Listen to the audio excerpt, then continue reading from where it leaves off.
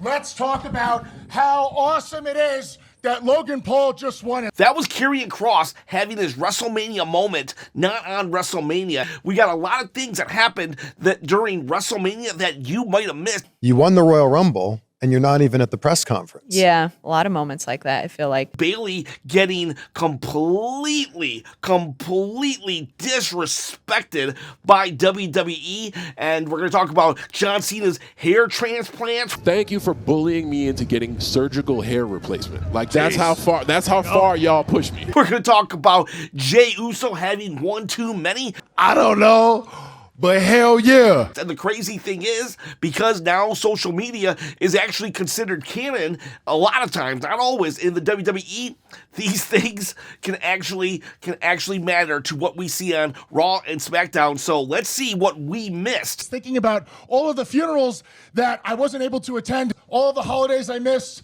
You know, I could have just started a YouTube channel. So here we got Karrion Cross. He goes to the I Am Sam interview for WrestleMania, even though he only made a very small appearance at WrestleMania to help AJ, which AJ refused his help, thus getting pinned by Logan Paul. And Karrion Cross comes onto this interview half in character and half not. This is called a work shoot. It's a work because it's part of the character and the storyline, but it's a shoot because he's actually telling us how he feels, and he is just going ballistic that Logan Paul, a YouTuber, can come in and just get a spot at WrestleMania when he has missed so much, has sacrificed so much, and he is just livid. Do you guys know we have 25 years combined experience, and what are we doing on Mania? Honestly, I forgot Scarlett could even talk. Sometimes I really do, because Scarlett is actually a great wrestler and a great talker, and for her to just be there for eye candy, quite honestly, I feel that is kind of disrespectful in of itself. It's like, let her talk. All I asked Alan to do was, for once, to not think about just himself. He just wanted the YouTuber to lose, and I get it. I would be upset too, even though I am a YouTuber. You know, I totally get where he's coming from. I think Logan Paul is actually good for the business, but if I was in Karrion Cross's shoes, I would totally be justifiably upset. And if he wants to be upset for me plugging my YouTube channel during his segment, I get it. But you know what? I need to grow too. So if you wouldn't mind helping me by subscribing to this channel, you can win this belt right here. At 20,000 subscribers, you can win this World Championship. I'm giving it away. All you got to do to enter is comment below. You comment, you subscribe to the channel, and you hit that bell, ding, ding, ding, notification, and then you can actually win this said belt. I'm trying to quit the day job and produce wrestling content full-time, so give the video a like, comment, and subscribe. You want to know what the best advice I ever got? It was from Bill Goldberg. Oh God, Goldberg giving wrestling advice? That was your first mistake, Karrion. Like, what did he tell you? How to give someone a concussion or how to give yourself a concussion? Let's see what he has to say. 2021, but do you have any advice for me? He goes, you know what? You just got to be a good soldier.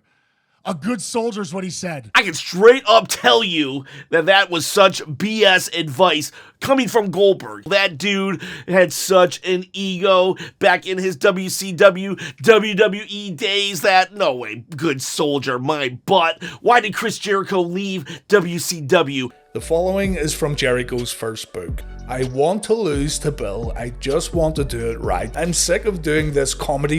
Goldberg jumped in. You could never last with me in the ring. I'm the guy who stands in fire for my ring entrance. I'm the guy who beat Hulk Hogan for the title. You good soldier, because you would have put him over. I digress. This is about current day of the product. Let's keep going.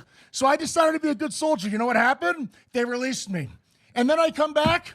You know what? He was released. He definitely was released. He was rehired. But when he got rehired, it's like, I don't know, he never found his footing. And I'm going to tell you something, like straight up, for like 2 years, I literally was just like, this dude is such a waste. I was definitely not on the Karrion Cross bandwagon, and I am very, very happy to be proven wrong, because for the past couple of months, I've actually have found a newfound love and respect for both him and Scarlett. Being a good soldier gets your times cut.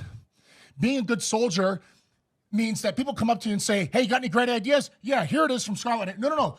That's a little too great. We're looking just for good ideas. I'm going to say that him saying that, actually, I believe it. I actually believe that because if you look at last SmackDown where the TLC match happened, why wasn't that match on the WrestleMania card? Were they afraid that that match was too great? They didn't want a great match to overshadow maybe the women's triple threat or the men's triple threat.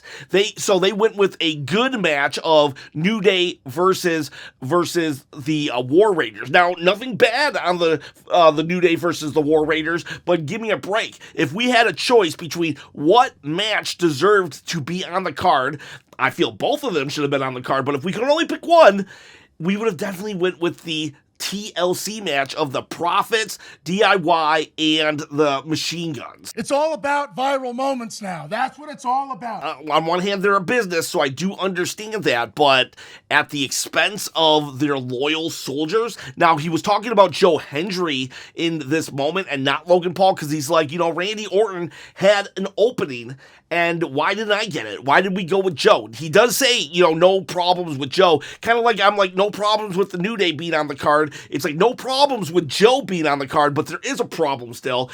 Everybody's been telling me that I got to become undeniable. And as soon as it happens, they ignore it. A year ago, nobody talked about Karrion Cross, and now suddenly it's like there is a groundswell of support behind the guy. And so, why didn't he get the Randy Orton spot? And the crowd told you exactly how they felt about me on SmackDown when I was eliminated, and you ignored it. So I'm very happy that Carmelo Hayes won the Andre the Giant Battle Royal. I think they did the right call there, but there was definitely a chorus of boos when Kross was eliminated. The fans are letting people know they should have put him in the Randy Orton match, but they wanted to get that viral moment of Joe Hendry. And I get it. Joe Hendry's worked his butt off too. However, like it or not, Joe Hendry is not a WWE employee.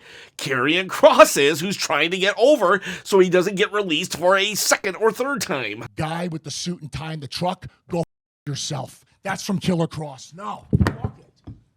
God, I loved that. I absolutely loved that. The guy with the suit and tie in the production, I'm thinking he's talking about Triple H there, but whoever he's talking about, that was like, oh gosh, that was a moment. And I loved that Scarlett was trying to calm him down, and he's like, no, screw this. And he just gets up and he leaves. You can see that the interviewers, they're uncomfortable. Scarlett's worried. It felt so real. I don't understand why wrestlers try so hard to show us that wrestling is a work. Wrestling is so good when it's so believable. This was such a moment for Karrion Cross. I'll put it maybe in the link below, but if you have never seen the Miz interview with Danny O'Brien, it reminds me of that. There's no gentle way to say it. To me, you wrestle like a coward. You're the one that calls me the coward, but you're the one that doesn't get in the WWE ring again. You're the coward. I am not a coward. Get that camera right here. Understand that this is day 141 of the never-ending Intercontinental Championship World Tour. This is my show. My show. That is just an awesome, awesome moment where the Miz just, what Karrion Cross did and just says, you know what? No, you will respect me. I've got something to say. All right, so now let's go to a funner one. Let's Fire. Internet. I don't know what it is. Soak it in. Jey Uso at the press conference, drunk. Because this is it right here. You know what I'm saying? I don't know, but hell yeah. On one hand, I'm like, oh, Jay, you are so drunk at the press conference. You're the world champion now, and you're supposed to represent us. 2-time world shot girls.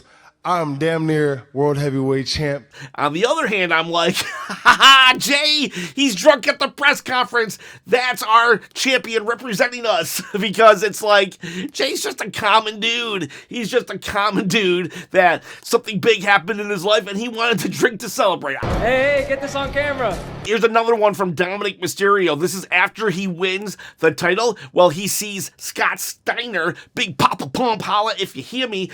Big Papa Pump is your hookup. Well, Scott Steiner is the uncle of Braun Breaker, who he won the title for in the Fatal 4-Way, so check this out. Get it on camera.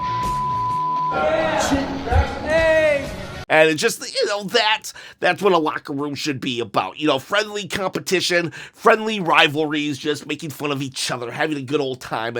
And Scott Steiner saying you cheated. Like Scott Steiner's never cheated before. Like, I loved it. Four seats for like, what, 30,000? Yeah. So now we're going to go to Randy Orton, actually. He's reacting to the ticket prices of WrestleMania. Now remember, keep this in mind. Randy Orton is a millionaire. Sometimes millionaires, they lose touch with reality on how much things cost. So Randy Orton, he's very rich, he's very well off. Let's get his opinion on the price gouging of the fans. Four seats for like, what, 30,000? Yeah. Randy. This is our first Mania. I'm like, you know what? Go big or go home. I know. Right. Like Randy couldn't even comprehend that. Okay, so I just gotta say this, that Randy is still one of us. He's still, at least he made it to the top of the mountain, but he still has common sense, I guess. And if you paid that much to get to WrestleMania, I'm not shaming you, okay? I'm not shaming you. Hey, if you have that kind of money, go for it. But no, it's like Randy though, like I'm so glad that he was like, what? That's insane. That's insane, because it is insane. And shame on you, The Rock. You one time only had $7 in your pocket. I literally have $7 in my pocket, and I got nothing else. And now that you've made it to the top of the mountain and you're in charge of all this, you should be actually an advocate for keeping prices at an affordable rate. I'm not saying that they can't be expensive, but $30,000 for 2 nights of wrestling? How is that justifiable? Like, shame on you, Rock. Shame on you for allowing this, dude. You could be a voice of good, and instead you're just a voice of like starting storylines and not finishing them. So just like, I'm done with you, Rock. Here's another I Am Not Sam interview during WrestleMania. This is an eventful WrestleMania Saturday, to say the least.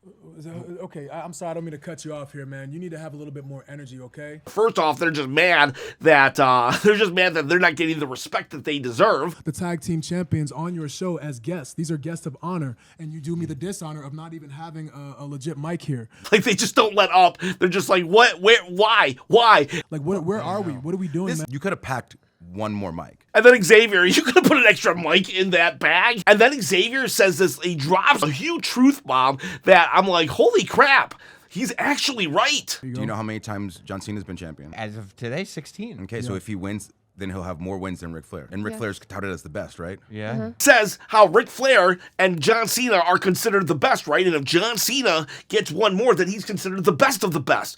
So in the tag team division, do you know who has the most title reigns? The New Day? It wasn't just the New Day today. It's been the New Day. Well, why aren't the New Day considered the best of the best? We're literally just running up the score.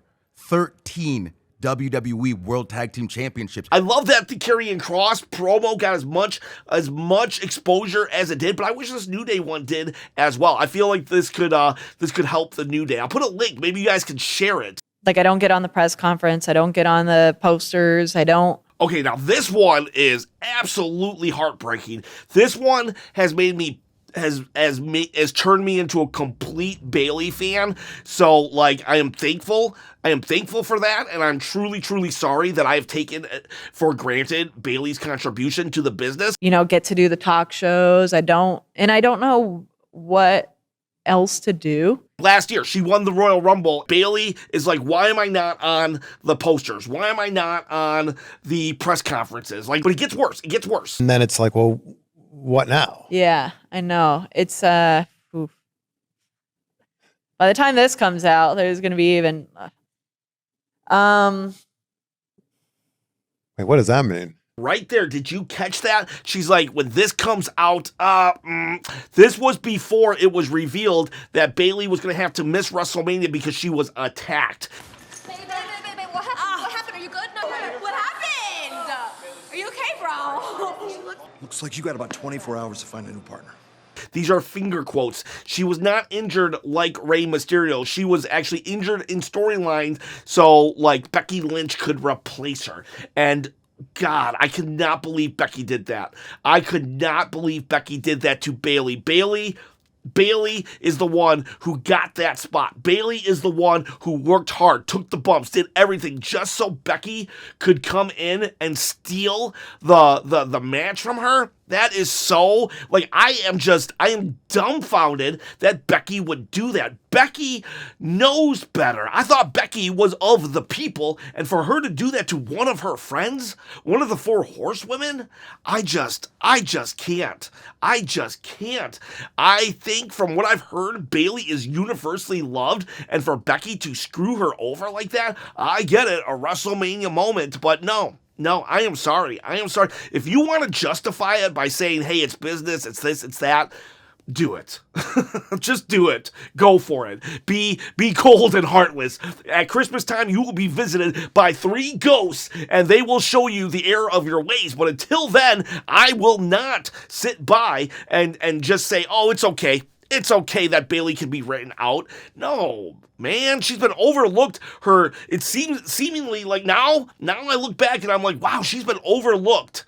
I have overlooked her so much that, like, I hate myself right now for how bad Bayley feels about herself. I wish I could take it all back. I wish I could be rooting for Bayley every single match. But I can't, so whatever. But Becky should have known better. And I don't know. I'm just gonna.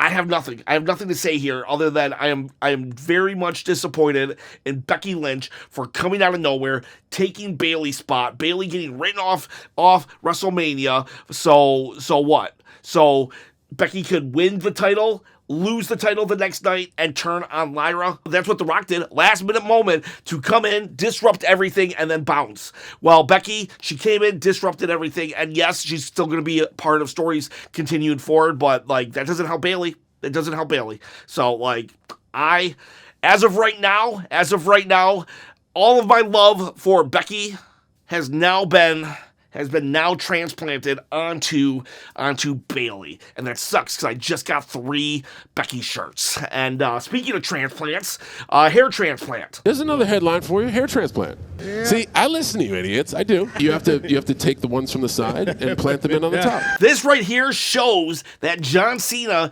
can hate the fans, ruin interviews, make fun of the fans, and still be entertaining, where he talks about his hair transplant. There's no shame in that, man. I got a problem, I try to fix it. Saying, yeah, I got a hair transplant. Okay, so, like, I'm bettering myself. So I'm working on it, work in progress, like I care. But no, I just saw so many bald spot signs. So there you have it, folks. He got a hair transplant. Because you guys ripped me to shreds. A genetic problem that I can't control. Dude, you don't look good enough out there. So just brilliant stuff right there. Like, that's what I'm saying. This isn't cool. You guys aren't cool to me. You guys are horrible for all of you just making fun of a defect. So brilliant. And then that's not it. He's then in another separate interview, he's asked a bunch of NFL questions, and again, here John Cena ruins the interview, but still entertains at the same time, which he needs to be doing now. And he should have done at the main event of WrestleMania 42. If I was to play in the NFL right now, what position would I play and why? I think I would be in the coaching staff. I would be an assistant, enthusiastic character coach. Do I have a favorite NFL team, and why? No, because I think they're all good. You see what I'm saying here? Do you catch it? Like, he's still in character, trying to ruin everything, and yet, being entertaining, where we're not trying to turn off the TV. And so that's what you missed on social media during the week of WrestleMania. If I can gather more content like this, I'll do more of these on a weekly basis. I doubt I can do weekly. Maybe I could do monthly. Maybe I could do a monthly series on what we missed on social media, because I'm always looking, and if you have something cool, just send a link my way. We got Twitter, we got Reddit, we got Discord if you're on the Patreon. So boys, girls, have yourselves a great day.